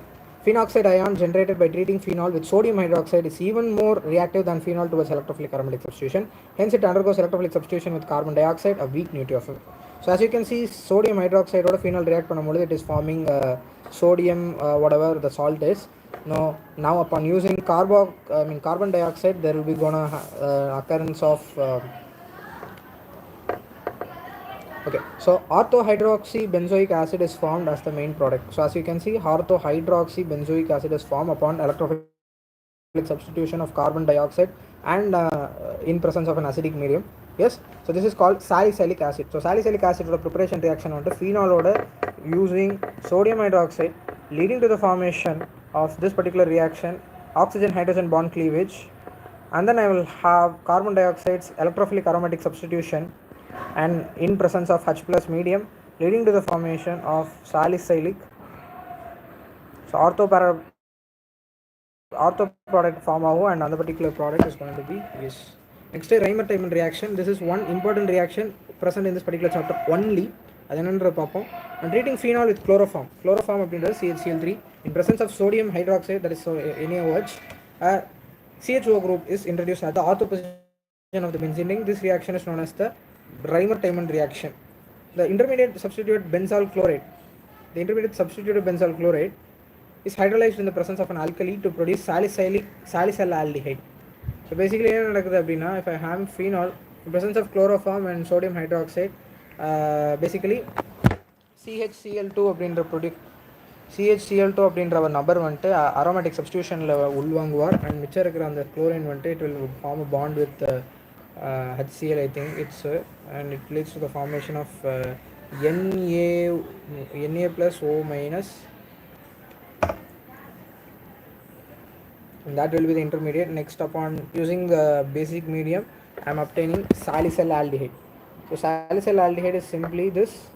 There will be an aldehyde at the ortho position of the oxygen, that being hydroxyl group, and since hydroxyl group has formed an as salt, and so that's all about it. And upon hydration H plus usage, I am obtaining salicylaldehyde. Yes, so that's all about it. Next, the reaction of phenol with zinc dust. So zinc dust oda mattum dhaan vantu carbon oxygen cleavage nadakum. Carbon oxygen cleavage only in the presence of in zinc occurs, leads to the formation of benzene, and then oxidation of phenol with chromic acid produces a conjugated diketone known as benzoquinol.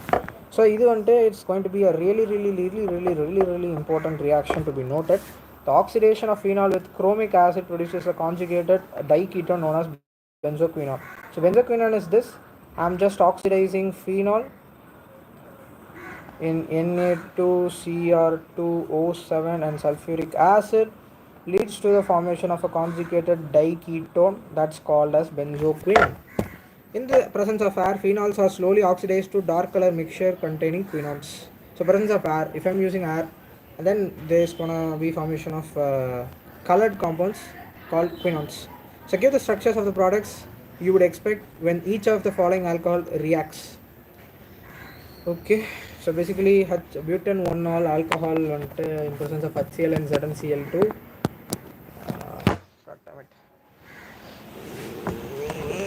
It's going to be chlorination, removal of carbon oxygen bond and formation of chlorine, that is butane 1, 1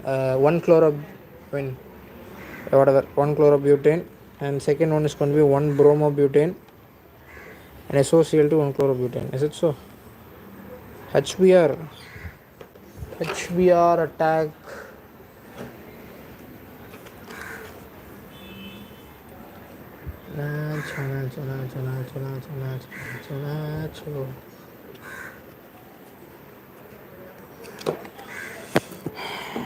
Predict the major product of acid catalyzed dehydration. 1-methyl cyclohexanol. 1-methyl cyclohexanol.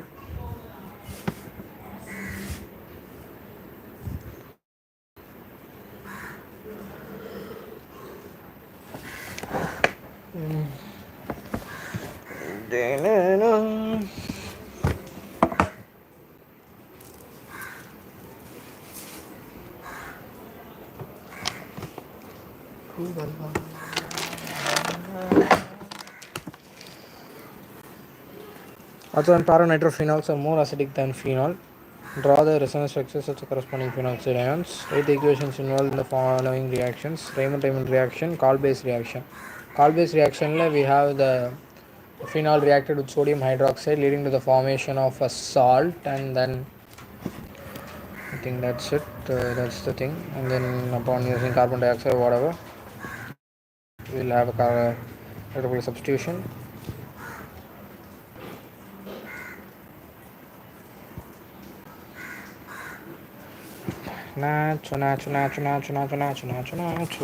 Some commercially important alcohols. So now that we have seen a lot of chemical reactions, we will have certain uses, commercial uses of certain alcohols.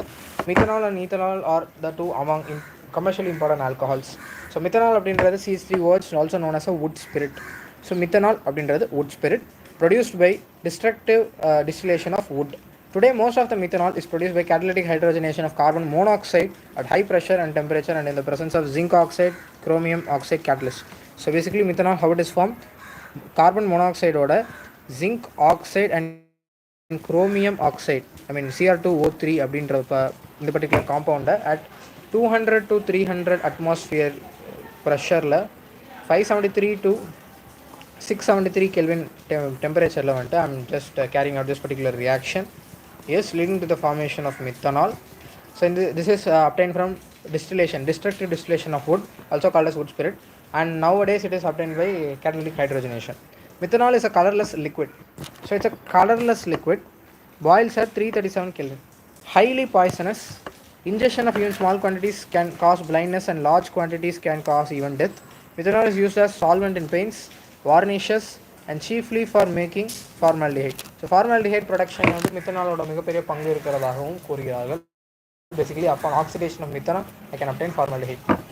Next, ethanol. Ethanol அப்படின்ற C2H5OH is a commercially by fermentation. The oldest method is from sugars.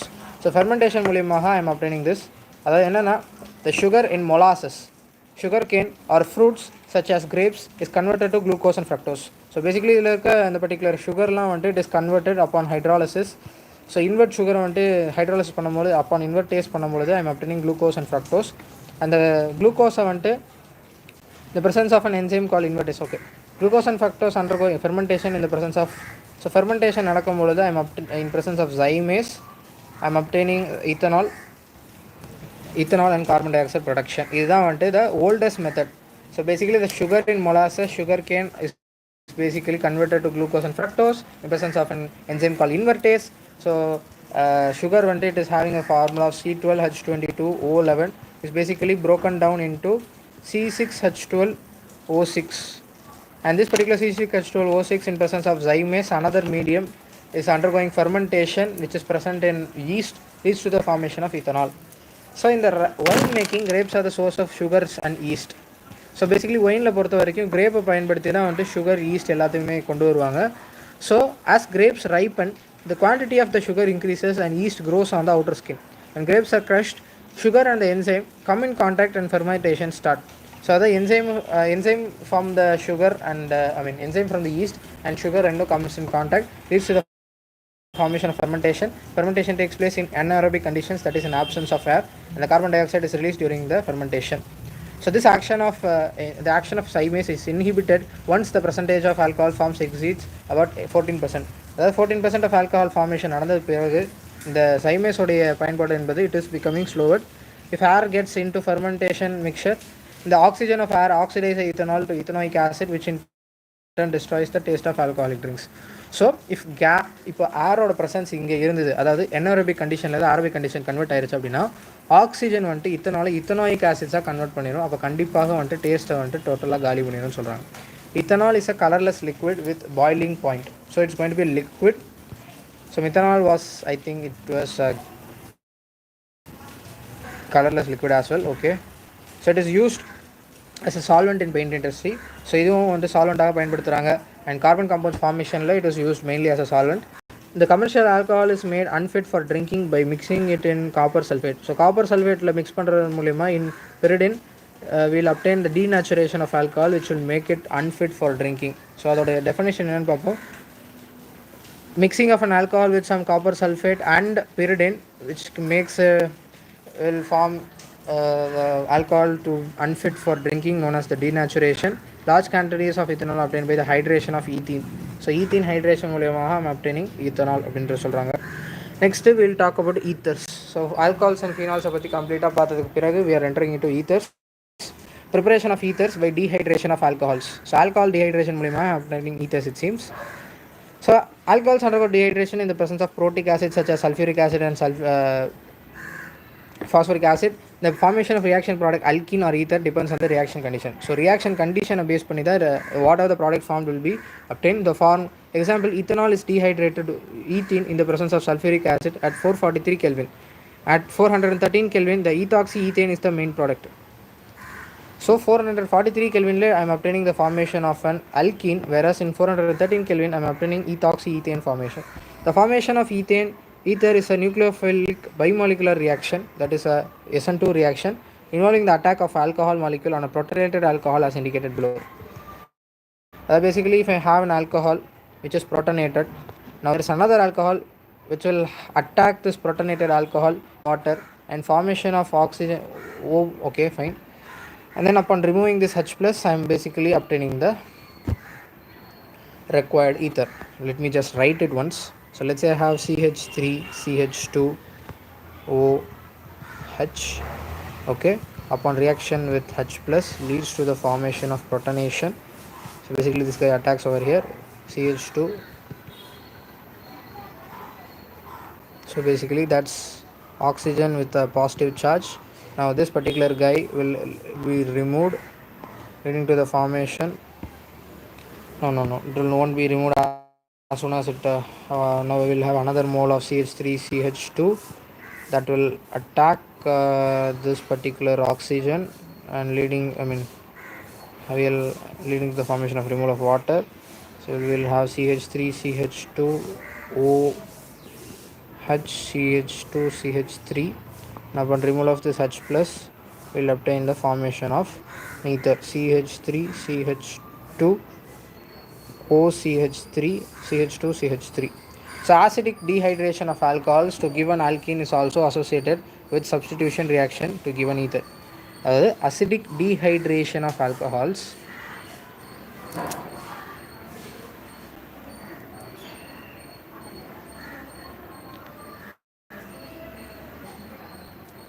this method is suitable for the preparation of ethers having primary alkyl groups only.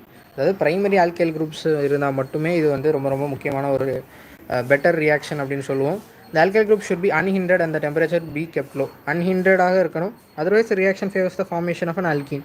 The reaction follows SN1 pathway when the alcohol is secondary or tertiary, about which you will learn in higher classes. Okay, fine. I think this is the highest class I am studying in. Fine.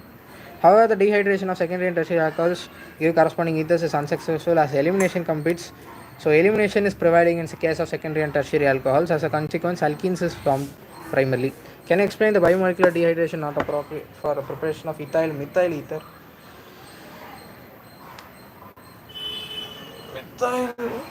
Ethyl ether.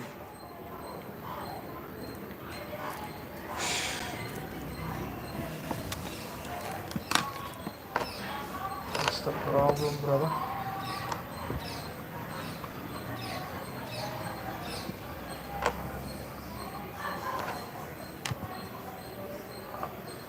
Fine, great.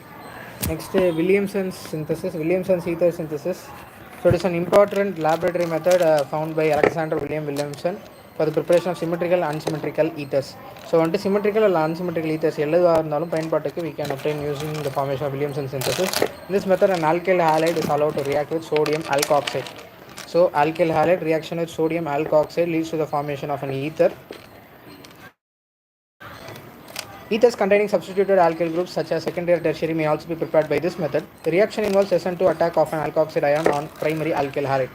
So ethers அப்படின்றது it contains substituted alkyl groups may also be prepared. The reaction involves SN2 attack of an alkoxide ion on a primary alkyl halide. So as you can see, so there is an alkoxide ion upon attacking this particular primary alkyl halide. It should be a primary alkyl halide because there is an SN2 reaction occurring, which means that the leaving group must be a good leaving group, and then it must be a primary alkyl group.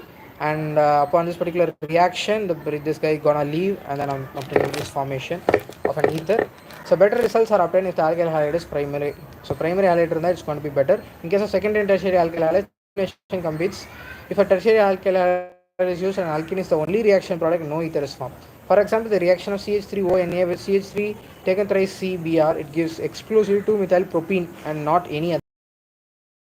Not only nucleophiles but strong bases as well. They react with alkyl halide elimination reactions. So alkoxides, not only being a nucleophile, acts as a base, which means that it leads to the formation of deprotonation, and deprotonation leads to the formation of elimination. Elimination leads to the formation of an alkene. Yes, the following is not a preparation of tertiary butyl ether. Why? It is due to the fact that it is SN for an SN2 reaction. Yes, we will obtain ethene formation. This elimination reaction predominates and will obtain the formation of a 2-methyl 1. Moving down, write a suitable reaction for the preparation of tertiary butyl ether. We must. Okay, wait.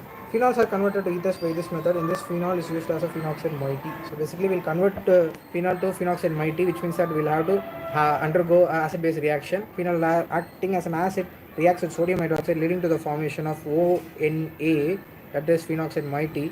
And upon reaction with RX, the X leaves, O minus attacks, and we'll obtain NaX, lead to the formation of ether. So this is the preparatory reactions for ether. And we'll see certain physical properties. The carbon oxygen ethers are polar, thus ethers have a net dipole moment. The weak polarity of ethers is do not appreciably affect their boiling points, which are comparable to those of alkenes of boiling points of the comparable molecular masses, but are much lower than the boiling points of alcohol. So for example, I have N-pentane, ethoxymethane. Both are nearly the same molecular masses, and they have nearly the same boiling points as well. Whereas the alcohol beaten 1-all, which is having a similar okay, fine. Moving down. The large difference in boiling points of alcohols and ethers is due to the presence of hydrogen bonding in alcohols. The miscibility of ethers with water resembles those of alcohols of the same molecular mass. Both ethoxyethane and butane 1-all are miscible to almost the same extent, 7.5 and 9 gram per 100 ml, respectively, while pentane is essentially immiscible. Can you explain this observation? This is due to the fact that just like alcohols, oxygen of ether can also form hydrogen bond with water molecules. So next, moving down, we have the chemical reactions. So first of all, the cleavage of carbon-oxygen bond of the carbon-oxygen bond cleavage in ethers. Ethers are the least reactive of the functional. எந்த functional group எடுத்தாலும் ஈத்தரோட reactivity is going to be the least. The cleavage of the carbon-oxygen bond in ethers takes place under the drastic conditions with the excess of hydrogen halides. The reaction of dialkyl ether gives 2 alkyl halide molecules. So basically, as you can see, it's going to happen in a drastic condition. So ROR bond cleavage is occurring and leading to the formation of RX with ROH as well. So basically, one side of the bond cleavage occurs, leading to the formation of RX. So this guy is going to have a positive charge and this guy is going to have a negative charge. The remaining RO minus will deprotonate and have a hydrogen, leading to the formation of ROH. So this is going to be occurring in a drastic condition. Alkyl aryl ethers are cleaved at the alkyl oxygen bond due to the more stable aryl oxygen bonds.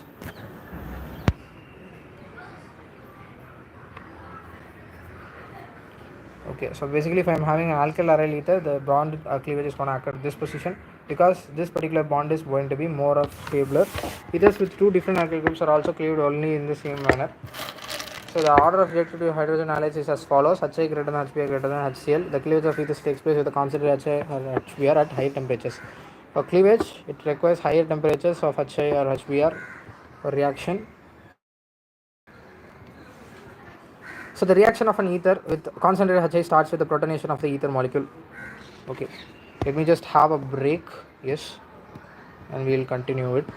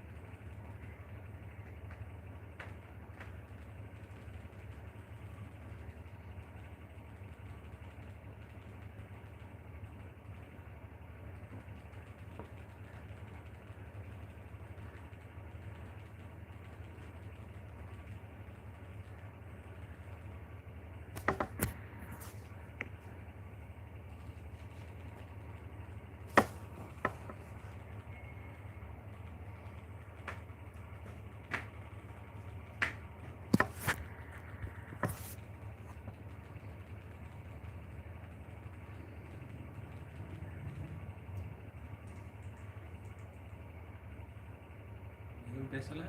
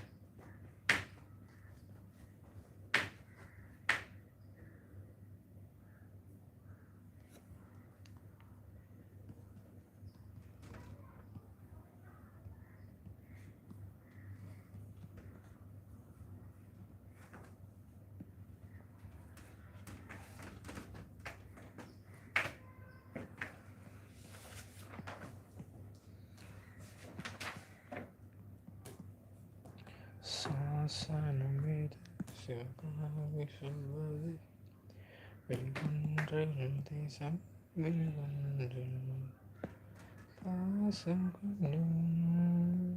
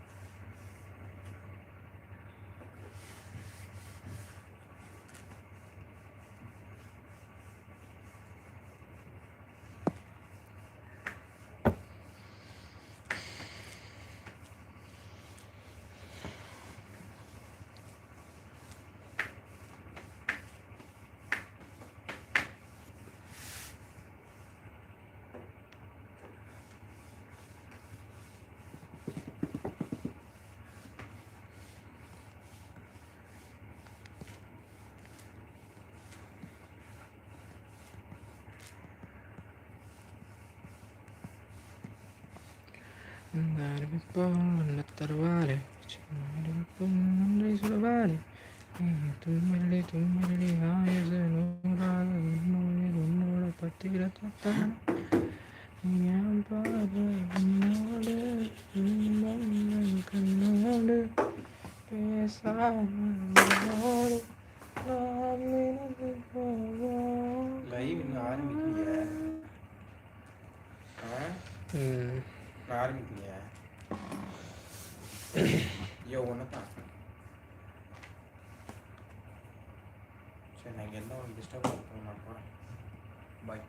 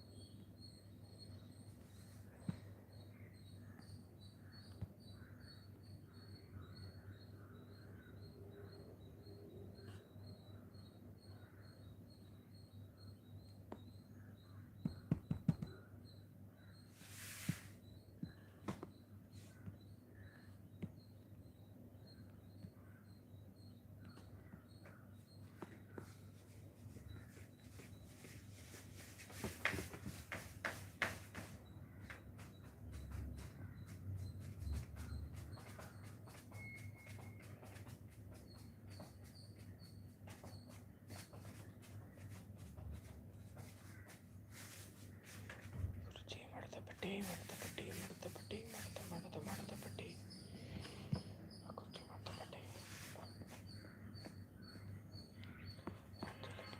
ಮಂದಿನಿ